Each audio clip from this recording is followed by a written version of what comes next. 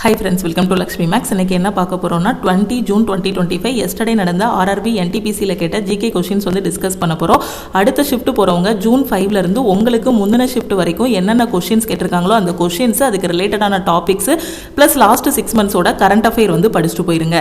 Okay, so இன்னைக்கு கிளாஸ்க்குள்ள போறதுக்கு முன்னாடி ஒரு முக்கியமான அனௌன்ஸ்மென்ட். நம்ம லக்ஷ்மி மேக்ஸ் ஆப்ல SSC CGL க்கான நியூ பேட்ச், குரூப் டி க்கான நியூ பேட்ச், அதே மாதிரி SSC MTS க்கான நியூ பேட்ச் வந்து ஸ்டார்ட் பண்ணிருக்கோம். நான் SSC எக்ஸாம் படிச்சிட்டு ரயில்வே எக்ஸாம் படிச்சிட்டு இருக்கேன். எனக்கு ஒரு பெஸ்டான ஆன்லைன் கிளாஸ் வேணும்னு நினைக்கிற ஸ்டூடெண்ட் லக்ஷ்மி மேக்ஸ் ஆப்ல இருக்கக்கூடிய ஆல் இன் ஒன் கோர்ஸ்ல ஜாயின் பண்ணிக்கலாம். இந்த ஒரு கோர்ஸ்ல உங்களுக்கு 50க்கும் மேற்பட்ட சென்ட்ரல் கவர்மெண்ட் எக்ஸாம்ஸ் எல்லாமே ஃபர்ஸ்ட் அட்டெம்ப்ட்ல கிளியர் பண்ற மாதிரி கிளாஸஸ் எல்லாமே ப்ரொவைட் பண்ணிருப்போம். ஸோ எந்த எக்ஸாம் படிக்கிறீங்களோ அதுக்கான தனித்தனி பேட்சஸ் கொடுத்துட்டு ஒவ்வொரு வாரமும் சாட்டர்டே இந்த பேட்ச்ல உங்களுக்கு வந்து டெஸ்ட் இருக்கும். கிளாஸஸ், மெட்டீரியல், டெஸ்ட் எல்லாமே இதுலயே ப்ரொவைட் பண்ணிடுவோம். ஓகே, ஸோ இந்த கோர்ஸ்ல ஜாயின் பண்ணக்கூடிய ஸ்டூடெண்ட் இந்த நம்பரை லக்ஷ்மி மேக்ஸ்ன்னு சேவ் பண்ணிட்டு இந்த நம்பருக்கு ஐ வாண்ட் ஆல் இன் ஒன்னு மெசேஜ் பண்ணுங்க. நீங்க மெசேஜ் பண்ணதும் டீம்ல இருந்து கான்டாக்ட் பண்ணிட்டு ஜிபே நம்பர் இல்ல அக்கௌண்ட் நம்பர் கொடுப்பாங்க. அதுக்கு நீங்க ஆப்ல பே பண்ணீங்கன்னா ஆல் இன் ஒன் கோர்ஸோட ஃபீஸ் வந்து 2500 இருக்கும். ஓகே, இந்த அமௌண்ட் நீங்க பே பண்ண வேண்டாம். லாஸ்ட் வீக் நம்ம ஆல் இன் ஒன் கோர்ஸுக்கு ஆஃபர் வந்து அனௌன்ஸ் பண்ணியிருந்தோம். அந்த ஆஃபர்ல 5 கூப்பன் கோட்ஸ் வந்து அவைலபிளா இருக்கு. ஸோ இன்னைக்கு ஜாயின் பண்ணக்கூடிய 5 ஸ்டூடெண்ட் வந்து 1899 பே பண்ணி ஜாயின் பண்ணிக்கலாம். ஓகே, ஸோ நீங்க மெசேஜ் பண்ணதும் உங்களுக்கு ஜிபே நம்பர் இல்ல அக்கௌண்ட் நம்பர் கொடுப்பாங்க. அதுக்கு 1899 பே பண்ணிட்டு பேமெண்டோட ஸ்கிரீன்ஷாட் சென்ட் பண்ணீங்கன்னா உங்களுக்கு டீம் வந்து பேக் எண்ட்ல இருந்து அக்சஸ் கொடுத்துருவாங்க. இந்த ஆஃபர் வந்து இன்னைக்கு க்ளோஸ் ஆகிரும். 5 ஸ்டூடெண்ட் எப்போ ஜாயின் பண்றாங்களோ அப்போ இந்த 1899 ஆஃபர் வந்து க்ளோஸ் ஆகிரும். முடிஞ்ச அளவுக்கு குயிக்கா ஜாயின் பண்ணிக்கோங்க. ஓகே, அதே மாதிரி 1 இயர் வேலிடிட்டியில ஜாயின் பண்ணக்கூடிய ஸ்டூடெண்ட் 1499 பே பண்ணி ஜாயின் பண்ணிக்கலாம். ஓகே, ஃபர்ஸ்ட் क्वेश्चन பாருங்க. Who is the Director General of CRPF ன்னு கேட்டிருக்காங்க. ஸோ கொஸ்டின் வந்து ரிப்பீட் ஆயிருக்கு. ஓகே, ஸோ ஜூன் 20 ஷிஃப்ட் 1 இதில் பார்த்தீங்க அப்படின்னா ப்ரீவியஸ் ஷிஃப்டோட கொஸ்டின்ஸ் வந்து நிறையவே ரிப்பீட் ஆயிருக்கு. அதே மாதிரி ஓரளவுக்கு இந்த ஷிஃப்ட்ல GK கொஸ்டின்ஸ் வந்து ஈஸியாக தான் இருந்திருக்கு. ஓகேவா, so Director General of CRPF ஓட டைரக்டர் ஜெனரல் யாருன்னு கேட்டிருக்காங்க. யாரு அப்படின்னு பார்த்தீங்கன்னா ஞானேந்திர பிரதாப் சிங். ஓகே, அடுத்து பாருங்க. Who was the first chief minister of UP? Okay, so உத்தரப்பிரதேசத்தோட ஃபர்ஸ்ட் சிஎம் யாருன்னு கேட்டிருக்காங்க. யாரு அப்படிங்க யாருன்னா கோவிந்த் பல்லா பேண்ட். ஓகே, அடுத்து பாருங்க. Who was the president of 1886 session of INC? அப்போ அடுத்த ஷிஃப்ட் போறவங்க நான் முன்னாடியே சொல்லியிருந்தேன், INCல நடந்த எல்லா செஷனையும் பார்த்துட்டு போனோம். காங்கிரஸோட எல்லா மாநாடுகளையுமே பார்த்துட்டு போனோம். யார் வந்து தலைமை தாங்கினாங்க, எந்த வருஷம் நடந்துச்சு, அதுல என்ன முக்கியமான தீர்மானம் கொண்டு வந்தாங்க, அங்க கூடிய எல்லாமே படிச்சுட்டு போனோம்னு சொல்லியிருந்தேன். ஸோ நேற்று என்ன கேட்டிருக்காங்க அப்படின்னு பார்த்தீங்கன்னா 1886 செஷனோட பிரசிடென்ட் யாருன்னு கேட்டிருக்காங்க. யாரு அப்படின்னு பார்த்தீங்கன்னா தாதாபாய் நவ்ரோஜி. ஓகேவா, ஸோ அதே மாதிரி ஐஎன்சியில் முக்கியமான இது பார்த்தீங்கன்னா 1885 ஐஎன்சியோட ஃபர்ஸ்ட் செஷன் வந்து நடந்துச்சு. அதுக்கு பிரசிடென்ட்டாக இருந்தவர் யாருன்னா WC பானர்ஜி. ஓகேவா, ஸோ உமேஷ் சந்திர பானர்ஜின்னு சொல்லுவோம். ஸோ இந்த இது எங்கே நடந்துச்சு அப்படின்னு பார்த்தீங்கன்னா பாம்பேயில் நடந்துச்சு. அதே மாதிரி 1886 இந்த செஷன் எங்கே நடந்துச்சுன்னா கல்கத்தாவில் நடந்துச்சு. ஸோ எஸ்டர்டே ஷிஃப்ட்ல பார்த்தீங்கன்னா யார் பிரசிடென்ட்னு கேட்டிருந்தாங்களா. அடுத்த ஷிஃப்ட்ல என்ன கேட்கலாம்னா 1886 INC மாநாடு எங்க நடந்துச்சுன்னு கேட்கலாம். எங்கன்னா கல்கத்தால. ஓகே, ஸோ இது வந்து பாத்தீங்கன்னா செகண்ட் செஷன் ஆஃப் INC. ஓகேவா, ஸோ அப்போ இதுக்கு தலைமை தாங்கினவங்க பிரசிடென்ட் யாரு அப்படின்னு பாத்தீங்கன்னா தாதாபாய் நவ்ரோஜி. அதே மாதிரி INCயோட ஃபர்ஸ்ட் உமன் பிரசிடென்ட் யாருன்னு பார்க்கணும். அதே மாதிரி INCயோட விமன் பிரசிடென்ட் இந்தியாவில இருந்து ஃபர்ஸ்ட் யாருன்னு பார்க்கணும். ஓவராலா ஃபர்ஸ்ட் இந்தியாவில இருந்து ஃபர்ஸ்ட் யாருங்கிற எல்லாத்தையுமே A to Z நீங்க படிச்சிடணும். ஓகே, ஸோ INC ஃபுல்லா தரவா படிச்சிருங்க. அதே மாதிரி 1857 ரிவோல்ட்டும் படிச்சிருங்க. ஓகேவா, ஸோ உங்களுக்கு முந்தின ஷிஃப்ட் அப்படின்னா ஜூன் 5ஆம் தேதியிலிருந்து இப்போ வரைக்கும் நாளைக்கு எக்ஸாம் 23ஆம் தேதி நீங்க எழுத போறீங்க அப்படின்னா அதுக்கு முன்னாடி வரைக்கும் எத்தனை ஷிஃப்ட் நடந்திருக்கோ அதோட கொஸ்டின்ஸ், அதுக்கு ரிலேட்டடான டாபிக்ஸ் எல்லாமே தரவா படிச்சுட்டு போயிருங்க. ஓகே, 1887 செஷன் பார்த்தீங்கன்னா மெட்ராஸ்ல நடந்துச்சு. இதுக்கு தலைமை பிரசிடென்ட் யாரு அப்படின்னு பார்த்தீங்கன்னா பத்ருதீன் தியாப்ஜி. இவர் வந்து first Muslim president of INC. Okay, அதே மாதிரி 1888 வந்து அலகாபாத். Okay, George யூலை. ஓகேவா, ஸோ அடுத்து பாருங்க. Who among the following has the power to dissolve Lok Sabha? லோக்சபாவை கலைக்கக்கூடிய பவர் யாருக்கிட்ட இருக்குன்னு கேட்டிருக்காங்க. யாருக்கிட்ட இருக்கு அப்படின்னு பார்த்தீங்கன்னா பிரசிடென்ட் கிட்ட இருக்கு. ஸோ இதுவும் ஈஸியான கொஸ்டின் தான். நம்ம டெஸ்ட் பேட்ச்லையும் டிஸ்கஸ் பண்ணியிருக்கோம். அதே மாதிரி நம்ம ஆல் இன் ஒன் கோர்ஸில் 3 months வந்து லைவ் கிளாஸ் வந்து கொண்டு போனோம் RRB NTPCக்காக. அதுலையும் டிஸ்கஸ் பண்ண கொஸ்டின் தான். Okay, according to article 85 of 2 of B of the Constitution of India, President of India has the power to dissolve the Lok Sabha. Okay, Article article 85 of 2B இந்த article படி பிரசிடென்ட்டுக்கு லோக்சபாவை கலைக்கக்கூடிய power இருக்கு. ஓகேவா.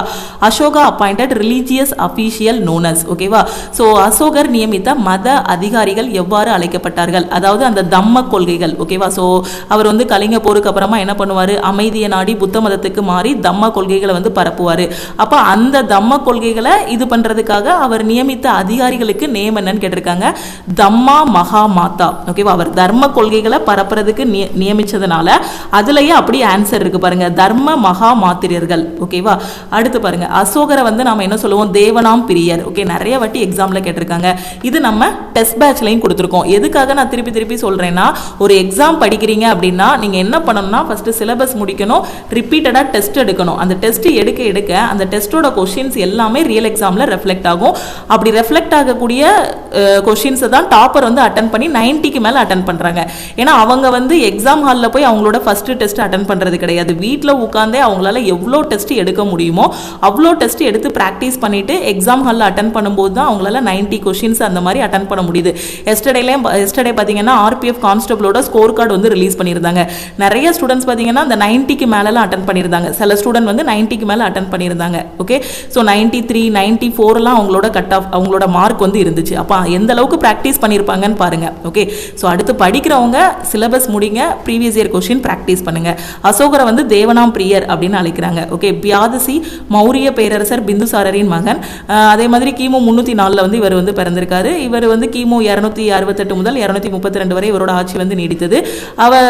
அதுக்கப்புறம் பாருங்க, அசோகரோட 13வது பாறை கல்வெட்டுகள் வந்து எதை பற்றி சொல்லுது அப்படின்னு பார்த்தீங்கன்னா கலிங்க போரை பற்றி சொல்லுது. ஏன்னா அசோகர் பற்றி படிக்கிறீங்கனாலே கலிங்க போர் வந்து ரொம்ப ரொம்ப இம்பார்ட்டன்ட். ஏன்னா அதுக்கப்புறம் தான் அவர் நிறைய சேஞ்சஸ் வந்து இது பண்ணார். புத்த மதத்துக்கு போவார். புத்த மதத்துக்கு போகிறதுக்கு அங்கே ஒரு ஒருத்தர் வந்து என்ன பண்ணுவார், வழிகாட்டுவார் அந்த புத்த மதத்துக்கு மாறுறதுக்கு. ஸோ அவர் யார் அப்படிங்கிறதையும் பார்த்துக்கணும். அந்த கலிங்க போரை பற்றி எந்த பாறை கல்வெட்டில் சொல்லியிருக்காங்க. ஓகேவா. ஸோ எல்லாமே தரவாக படிச்சிருங்க. As per census 2011. ஸோ சென்சஸோட கொஸ்டின் வந்திருக்கு. ஸோ சில ஷிஃப்டில் சென்சஸோட கொஸ்டின் கேட்குறாங்க, சில ஷிஃப்டில் கேட்க மாட்டாங்க. ஏன்னா எல்லா ஷிஃப்ட்லயுமே ஒரே மாதிரி கொஸ்டின் கேட்க மாட்டாங்க.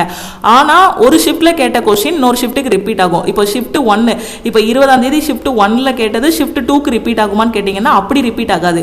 மேபி ஜூன் 5ஆம் தேதி கேட்டது ஜூன் 20ஆம் தேதி ரிப்பீட் ஆகலாம். அப்போ நீங்கள் என்ன பண்ணணும்னா ஜூன் 5ஆம் தேதியிலிருந்து எக்ஸாமுக்கு முன்னாடி வரைக்கும் என்னென்ன கொஸ்டின் கேட்டிருக்காங்களோ அதை படிச்சுட்டு போகணும். ஓகே, சென்சஸ் 2011 படி which of the following metro cities was the most populated in India. Okay, 2011 மக்கள் தொகை கணக்கெடுப்பின் படி பின்வரும் எந்த மெட்ரோ நகரங்கள் இந்தியாவில் அதிக மக்கள் தொகை கொண்டவைன்னு கேட்டிருக்காங்க. எது அப்படின்னு பார்த்தீங்கன்னா மும்பை. அப்போ 2011 சென்சஸை நீங்கள் தரவாக படிக்கணும். ஓகே, ஸோ ஹையஸ்ட் பாப்புலேஷன் எங்கே இருக்குது, அதே மாதிரி ஹையஸ்ட் லிட்ரஸி ரேட் வந்து எங்கே இருக்குது, மேல் ஃபீமேல் ரேஷியோ என்ன, சில்ட்ரனில் மேல் ஃபீமேல் ரேஷியோ என்ன, எல்லாமே நீங்க படிச்சுட்டு போகணும்.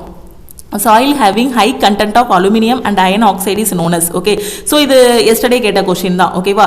ஸோ சாயில்ல அதிகமான அளவு அலுமினியமும் அயன் ஆக்சைடும் இருந்துச்சு அப்படின்னா அந்த சாயில என்ன சொல்லுவோம்னு கேட்டிருக்காங்க, பெடல்ஃபர் சாயில்னு சொல்லுவோம். ஓகே, உங்களுக்கு ஆப்ஷன்ல பெடல்ஃபர்னு இருந்தாலும் கரெக்ட் தான், இல்ல லேட்ரைட் அப்படின்னு இருந்தாலும் கரெக்ட் தான். லேட்ரிட், ஓகே, லேட்ரிட்டிக் இந்த மாதிரி இருந்தாலும் கரெக்ட் தான். ஓகே, ஆப்ஷன்ல yesterday என்ன இருந்துச்சுன்னு தெரியல, but aluminium and iron oxide இருந்துச்சு அப்படின்னா அந்த சாயில வந்து நம்ம பெடல்ஃபர் மண்ணுன்னு சொல்லுவோம். அப்படி இல்லைன்னா லேட்ரிட்டிக் மண்ணுன்னு சொல்லுவோம். ஓகேவா. ஸோ லேட்ரிட்டிக்னு இருந்தாலும் ஓகே தான் ஆப்ஷன், இல்லை பெடல்ஃபர்னு இருந்தாலும் ஓகே தான். ஓகே, பெடல்ஃபர் மண் அலுமினியம் மற்றும் இரும்பு ஆக்சைடுகளால் ஆனது. இந்த வகை மண் பொதுவாக ஈரப்பதமான பகுதிகளில் காணப்படுகிறது. பெடல்ஃபர்கள் 3 துணை பிரிவுகளை கொண்டுள்ளது. அதில் ஒரு பார்ட் தான் என்ன அப்படின்னு பார்த்தீங்கன்னா இந்த லேட்ரிட்டிக் மண். ஓகே, எஸ்டர்டே பெடல்ஃபர்னு இருந்தாலும் அதோட ஆன்சர் ஓகே தான், லேட்ரிட்டிக்னு இருந்தாலும் ஆன்சர் கரெக்ட் தான். The theme of India 76th republic day, January 26, 2025 நம்ம ரிபப்ளிக் டே வந்துச்சு இல்லையா, 76th ரிபப்ளிக் டே. அதோட தீம் என்னன்னு கேட்டிருக்காங்க. ஓகேவா. சோ அதோட தீம் என்னன்னா ஸ்வர்ணம் பாரத், அப்படி இல்லைன்னா விராத் அவுர் விகாஸ். ஓகேவா. சோ இந்த மாதிரி இருந்தாலும் நீங்க ஆப்ஷன் சூஸ் பண்ணிருக்கலாம். அப்படி இல்லைன்னா உங்களுக்கு ஆப்ஷன்ல golden India heritage and development இந்த மாதிரியும் கொடுத்திருக்கலாம். ஓகே, ஆப்ஷன் இந்த மாதிரி இருந்தாலும் ஓகே தான், இல்ல இங்கிலீஷ்ல ஆப்ஷன் கொடுத்திருந்தாலும் ஓகே தான். உங்களுக்கு எந்த ஆப்ஷன் கொடுத்திருக்காங்களோ அதுக்கு தகுந்த மாதிரி நீங்க சூஸ் பண்ணிருக்கணும். ஓகே, இப்போ ஜனவரி 26, 2025 வந்த ரிபப்ளிக் டே வந்து நமக்கு எத்தனாவது ரிபப்ளிக் டேனா 76th ரிபப்ளிக் டே. இதோட தீம் என்ன அப்படின்னா ஸ்வர்ணிம் பாரத், விரசட் அவுர் விகாஸ், அப்படி இல்லைன்னா heritage and development, golden India heritage and development. Okay, அடுத்து பாருங்க ஆர்டிகல் 315 பத்தி கேட்டிருக்காங்க. Article 315 of the Indian constitution establishes public service commission for both the union and the the states, அதாவது article 315 of the Constitution of India is related to, இந்திய அரசியலமைப்பு சட்டத்தின் 315வது சரத்து எதனுடன் தொடர்புடையது அப்படின்னு கேட்டிருக்காங்க. யூபிஎஸ்சி மற்றும் எஸ்பிஎஸ்சி நிறுவுதல். ஓகேவா? ஸோ இதுதான் என்ன ஆர்டிக்கல்ல சொல்லியிருக்காங்க அப்படின்னு பார்த்தீங்கன்னா ஆர்டிகல் 315. ஓகே, அப்போ முக்கியமான ஆர்டிக்கல் அமெண்ட்மெண்ட் எல்லாமே படிச்சுட்டு போனோம். அடுத்து குச்சிப்புடி டான்ஸ் எங்க அப்படின்னு அவங்க கேட்கல. ஆக்சுவலா இது நம்ம ஆல் இன் ஒன்ல நம்ம டிஸ்கஸ் பண்ணோம். ஆல் இன் ஒன்ல அந்த லைவ் கிளாஸ்ல நம்ம டிஸ்கஸ் பண்ண கொஸ்டின் தான். The Kuchipudi dance style is named after the village of Kuchipudi in the days district of Andhra பிரதேஷ்னு கேட்டிருந்தாங்க. ஓகே, ஸோ இதுதான் எஸ்டர்டே கேட்ட கொஸ்டினோட ஆன்சர். ஓகே, இப்போ டைரக்டா குச்சிப்புடி வந்து எந்த ஸ்டேட்னு கேட்டா எல்லாருக்கும் தெரியும், ஆந்திர பிரதேஷ். ஓகேவா? அந்த குச்சிப்புடிங்க கூடிய நேம் வந்து எந்த வில்லேஜோட நேம் வச்சு இது பண்ணாங்க. Okay, the Kuchipudi dance style is named after the village of Kuchipudi in the days district of Andhra Pradesh. So எந்த டிஸ்ட்ரிக்ட்ல உள்ளது? Krishna district of Andhra Pradesh. Okay, so yesterday கேட்ட கொஸ்டின் ஆல் இன் ஒன் கோர்ஸ்ல இந்த கொஸ்டின் கொடுத்திருந்தோம். நம்ம டெஸ்ட் பேட்ச்ல இந்த கொஸ்டின் கொடுத்திருந்தோம். இந்த டெஸ்ட் பேட்ச்ல இந்த மாதிரி கொடுத்திருந்தோம். நீங்க நாம கொடுத்த ஃப்ரீ லைவ் டெஸ்டா இருக்கட்டும், இல்ல என்டிபிசியோட டெஸ்ட் பேட்ச் அட்டன் பண்ணிருந்தீங்கன்னா இந்த கொஸ்டினுக்கு ஆன்சர் பண்ணிருக்கலாம். Kuchipudi dance form is named after a village which exist in which of the following district of Andhra Pradesh. So எந்த டிஸ்ட்ரிக்ட் அப்படின்னு பார்த்தீங்கன்னா Krishna district. Okay, which country landlocked and share its border with India. Okay, எது அப்படின்னு பார்த்தீங்கன்னா Nepal and Bhutan are two landlocked countries. எது கூட பார்டரை share பண்ணுது? India கூட. அடுத்து பாருங்க, ஓசோன் லேயரோட டிப்ளீஷனுக்கு காரணம் என்ன? ஓசோன்ல ஓட்ட விழுது இல்லையா, அதுக்கு காரணம் என்னன்னா குளோரோஃப்ளோரோ கார்பன்ஸ். ஓகேவா? ஸோ இதுவும் எஸ்டர்டே கேட்ட கொஸ்டின் தான். சிஎஃப்சி அப்படின்னு கொடுத்துருப்பாங்க, அப்படி இல்லைன்னா ஃபுல் ஃபார்மா குளோரோஃப்ளோரோ கார்பன் சொல்லியிருப்பாங்க. இது பெரும்பாலும் எதுல இருந்து வரும் அப்படின்னு பார்த்தீங்கன்னா ஃப்ரிட்ஜில் இருந்து வரும். ஓகே, நம்ம வீட்டில் ரெஃப்ரிஜிரேட்டர் இருக்கும் இல்லையா, ஸோ அதுல இருந்து வரக்கூடியது. அது வந்து ஃப்ரீயான் அப்படிங்கக்கூடிய ஒரு வாயுவை வெளியிடும். ஓகே, ஃப்ரீயான்கக்கூடிய வாயுவை வெளியிடும். அந்த குளோரோஃப்ளோரோ கார்பன் எல்லாம் சேர்ந்து ஓசோன்ல போய் இது பண்ணி அதுல என்ன ஆகுது? ஓட்ட விழ ஆரம்பிச்சிருது. ஓகேவா? சோ அடுத்து பாருங்க, which of the following is not a west coast port of India. இது வந்து நீங்க ஆப்ஷன் பொறுத்து தான் எஸ்டர்டே வந்து ஆன்சர் வந்து சூஸ் பண்ணியிருக்கணும். ஓகேவா? பின்வருவனவற்றுள் எது இந்தியாவின் மேற்கு கடற்கரை துறைமுகம் அல்லன்னு கேட்டிருக்காங்க. ஓகே, ஆப்ஷன் என்ன இருந்துச்சோ அதை பொறுத்து வந்து நீங்க சூஸ் பண்ணியிருக்கணும். இப்போ நம்ம கண்ட்லா, மசகன், ஹல்டியா, மர்மகோ வந்து கொடுத்துருக்கோம். மர்மகோ வந்து எங்க இருக்கு? கோவால இருக்கு. ஓகே, கண்ட்லா போர்ட் வந்து எங்க இருக்கு? குஜராத்ல இருக்கு. ஓகே, ஸோ இப்போ வந்து நான் கொடுத்துருக்க இது படி பார்த்தீங்க அப்படின்னா எது வந்து மேற்கு கடற்கரை துறைமுகம் அல்ல அப்படின்னு பார்த்தீங்கன்னா ஹல்டியா. ஓகே, ஸோ ஹல்டியா வந்து மேற்கு கடற்கரை துறைமுகம் கிடையாது. எஸ்டர்டே உங்களுக்கு எப்படி ஆப்ஷன் இருந்துச்சோ அதை பொறுத்து நீங்க வந்து சூஸ் பண்ணியிருக்கணும். இப்போ இந்த கண்ட்லா போர்ட், மசகனு, மர்மகோ இது எல்லாமே பார்த்தீங்க அப்படின்னா மேற்கு கடற்கரை துறைமுகம். ஓகேவா? ஸோ இது எல்லாமே என்னது? West coast port. ஓகேவா? ஸோ அடுத்த கொஸ்டின் பாருங்க. ஸோ இது ஷிஃப்ட் 2ல கேட்ட கொஸ்டின். ஓகேவா? ஸோ ஷிஃப்ட் 2ல உள்ள ரெண்டு கொஸ்டின் மட்டும் நான் இன்னைக்கு எடுத்துட்டு வந்திருக்கேன். ரிமைனிங் இருக்கக்கூடிய ஷிஃப்ட் 2ஓட கொஸ்டின், ஷிஃப்ட் 3ஓட கொஸ்டின்ஸ் எல்லாம் அடுத்த கிளாஸ்ல நான் உங்களுக்கு எக்ஸ்பிளைன் பண்றேன். 1905 Sarojini Naidus first poetry collection. ஓகேவா? ஸோ அந்த பொயட்ரி கலெக்ஷனுக்கு நேம் என்ன? 1905ல் சரோஜினி நாயுடு பப்ளிஷ் பண்ண அந்த பொயட்ரி கலெக்ஷனுக்கு நேம் என்னன்னு கேட்டிருக்காங்க. The golden threshold. ஓகே, அடுத்து பாருங்க, எலெக்ஷன் கமிஷன் ஆஃப் இந்தியா வந்து எந்த ஆர்டிகிள் படி election commission of India establish பண்ணது எந்த ஆர்டிகிள்ல சொல்லியிருக்காங்க, இல்ல எந்த ஆர்டிகிள்ல எலெக்ஷன் கமிஷன் பத்தி பேசியிருக்காங்க அப்படின்னு கேட்டிருக்காங்க. Article 324. The Election Commission of India is established under the Article 324 of Indian Constitution. ஓகேவா? ஸோ இதுதான் ஷிஃப்ட் 1ல கேட்ட கொஸ்டின்ஸ். ஓகே, இந்த ரெண்டு கொஸ்டினும் ஷிஃப்ட் 2ல கேட்ட கொஸ்டின்ஸ். இது போக ஷிஃப்ட் 2ல உள்ள ரிமைனிங் கொஸ்டின்ஸும் 3ல உள்ள கொஸ்டின்ஸும் நெக்ஸ்ட் கிளாஸ்ல பார்க்கலாம். ஸோ ஷிஃப்ட் 1ஓட ஜிகே கொஸ்டின்ஸ் பார்த்தீங்க அப்படின்னா நீங்க ப்ரீவியஸ் ஷிஃப்ட்டை நல்லா அனலைஸ் பண்ணி அதுக்கு ரிலேட்டடான டாபிக்ஸ் பார்த்துட்டு போயிருந்தாலே 20 ஜூன் ஷிஃப்ட் 1 எழுதுனவங்க ஜிகே வந்து நல்லா அட்டன் பண்ணியிருக்கலாம். ஓகேவா? ஏன்னா நாம வந்து ஜூன் 5ல இருந்து ஒவ்வொரு நாளும் நடக்கக்கூடிய எக்ஸாமோட அனாலிசிஸ் எல்லாமே உங்களுக்கு வந்து கொடுத்துட்டு இருக்கோம். அதை கரெக்டாக நீங்க வாட்ச் பண்ணிட்டே வந்தீங்க அப்படின்னா உங்களால ஈஸியா ஜிகே வந்து அட்டன் பண்ண முடியும். இன்னும் 24, 23லாம் எக்ஸாம் இருக்கக்கூடிய ஸ்டூடெண்ட்ஸ் நம்ம இது வரைக்கும் போட்ட வீடியோஸ் எல்லாமே பார்த்துட்டு போங்க. ஏன்னா இந்த வீடியோஸை நம்ம கூடிய சீக்கிரத்தில் ரிமூவ் பண்ணிடுவோம். இந்த ஜூன் 5ல இருந்து நம்ம 24 வரைக்கும் உங்களுக்கு அனாலிசிஸ் வந்து வீடியோ கொடுத்துருவோம். இந்த வீடியோஸ் வந்து கூடிய சீக்கிரத்தில் யூடியூப்ல இருந்து நம்ம வந்து ரிமூவ் பண்ணிடுவோம். ஏன்னா எதுக்கு அப்படின்னா நம்ம எந்த ஒரு அனாலிசிஸுமே பண்ணக்கூடாது, ரயில்வேயோட அனாலிசிஸ் எதுவுமே பண்ணக்கூடாது. இருந்தாலும் ஸ்டூடெண்ட்ஸுக்காக தான் இவ்வளோ இது பண்ணி ரிஸ்க் எடுத்து வந்து அடுத்த ஷிஃப்ட் போகிறவங்களுக்கு ஒரு ஐடியா கிடைக்கணுங்கிறதுக்காக தான் இவ்வளோ தூரம் நம்ம பண்ணியிருக்கோம். ஸோ ஜூன் 24ஓட பார்த்தீங்கன்னா இதுக்கு முன்னாடி போட்ட வீடியோஸ் எல்லாமே ரிமூவ் ஆகிரும். ஸோ அதுக்குள்ளே நீங்கள் வந்து அந்த வீடியோஸ் எல்லாமே பார்த்துருங்க. அந்த கொஸ்டின்ஸ் எல்லாமே பார்த்துட்டீங்கன்னா உங்களுக்கு எக்ஸாமுக்கு ரொம்பவே யூஸ்ஃபுல்லாக இருக்கும். ஏன்னா நிறைய ஸ்டூடெண்ட்ஸ் வந்து எக்ஸாம் எக்ஸாம் எழுதிட்டு வந்து மேம் நீங்கள் போட்ட அனாலிசிஸ் வந்து ஹெல்ப்ஃபுல்லாக இருந்துச்சு, நம்ம என்டிபிசியோட டெஸ்ட் பேட்சில் உள்ள கொஷின்ஸ் ரிப்பீட் ஆகிருந்துச்சு, நம்ம live class all in one கோர்ஸோட லைவ் கிளாஸோட கொஷின்ஸ் வந்துருந்துச்சுன்னு மெசேஜ் பண்ணியிருந்தாங்க. ஓகேவா? ஸோ கண்டிப்பாக உங்களுக்கு ரொம்ப ரொம்ப யூஸ்ஃபுல்லாக இருக்கும். ஸோ ஸ்டார்டிங்லேருந்தே நம்ம கிளாஸஸ் ஃபாலோ பண்ணுங்கள். யூடியூப்லையும் சரி, நம்ம ஆல் இன் ஒன் கோர்ஸாக இருக்கட்டும், அதே மாதிரி நம்ம டெஸ்ட் பேட்சாக இருக்கட்டும், கரண்ட் அஃபேராக இருக்கட்டும், எல்லாத்தையும் பெர்ஃபெக்டாக ஃபாலோ பண்ணிட்டு வந்தீங்க அப்படின்னா கண்டிப்பாக போஸ்டிங் வாங்கிடலாம். ஓகேவா? அதே மாதிரி எஸ்எஸ்சி சிஜிஎலுக்கான நியூ பேட்ச் ஸ்டார்ட் பண்ணியிருக்கோம். எம்டிஎஸோட நோட்டிஃபிகேஷன் ஜூன் 26 வருது. ஓகேவா? ஜூன் 26ஆம் தேதி எம்டிஎஸ் எஸ்எஸ்சி சைட்லேருந்து எம்டிஎஸ்க்கான நோட்டிஃபிகேஷன் ரிலீஸ் பண்ண போகிறாங்க. ஸோ அதுக்கான நியூ பேட்சும் நம்ம ஸ்டார்ட் பண்ணியிருக்கோம். அதே மாதிரி ஆர்ஆர்பி குரூப் டி எக்ஸாம் வந்து டிசம்பரில் நம்ம நவம்பர் ஆர் டிசம்பரில் கன்ஃபார்மாக எக்ஸ்பெக்ட் பண்ணலாம். ஸோ குரூப் டிக்கான நியூ பேட்சும் ஸ்டார்ட் பண்ணியிருக்கோம். ஓகேவா? ஸோ இது எல்லாமே ஆல் இன் ஒன் கோர்ஸில் தான் நம்ம வந்து கொண்டு போயிட்டு இருக்கோம். ஸோ ஆல் இன் ஒன் கோர்ஸுக்கு இன்னைக்கு 1 டே மட்டும் ஆஃபர் அனௌன்ஸ் பண்ணியிருக்கோம். இன்னைக்கு ஆல் இன் ஒன் கோர்ஸில் ஜாயின் பண்ணக்கூடிய ஸ்டூடெண்ட்டு நீங்கள் 2500 பே பண்ண வேண்டாம். ஆப்பில் பே பண்ணால் 2500 இருக்கும். ஸோ டீமுக்கு காண்டாக்ட் பண்ணிங்க அப்படின்னா 1899 பே பண்ணி நீங்கள் வந்து ஜாயின் பண்ணிக்கலாம். ஓகேவா? ஸோ எப்படி ஜாயின் பண்ணணுங்கிறத கிளாஸோட ஸ்டார்டிங்லேயே நான் உங்களுக்கு சொல்லிட்டேன். ஸோ இதுதான் நம்ம டீமோட வாட்ஸ்அப் நம்பர். இந்த நம்பரை லக்ஷ்மி மேக்ஸன் சேவ் பண்ணிவிட்டு ஆல் இன் ஒன் ஜாயின் பண்ணால் ஐ வாண்ட் ஆல் இன் ஒன்னு மெசேஜ் பண்ணுங்கள். ஓகேவா?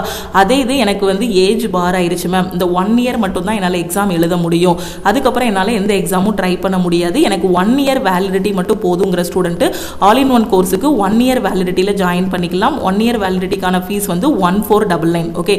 ஸோ இந்த நம்பருக்கே நீங்கள் ஐ வாண்ட் ஆல் இன் ஒன்னு மெசேஜ் பண்ணிட்டீங்க அப்படின்னா அவங்க கொடுக்குற ஜிபே நம்பர் இல்லை அக்கௌண்ட் நம்பருக்கு பேமெண்ட் பண்ணிட்டீங்கன்னா உங்களுக்கு டீம் வந்து பேக்கெண்ட்ல இருந்து அக்சஸ் கொடுத்துருவாங்க. அதே மாதிரி என்டிபிசியோட டெஸ்ட் பேட்ச் வேணும், குரூப் டியோட டெஸ்ட் பேட்ச் வேணும், கரண்ட் அஃபேருக்கான பிடிஎஃப் கோர்ஸ் வேணுங்கிற ஸ்டூடெண்ட் இந்த நம்பருக்கே டெஸ்ட் பேட்ச்னா ஐ வாண்ட் என்டிபிசி டெஸ்ட்னு மெசேஜ் பண்ணுங்க, கரண்ட் அஃபேர் அப்படின்னா ஐ வாண்ட் சிஏ பிடிஎஃப்னு மெசேஜ் பண்ணுங்க. ஓகே?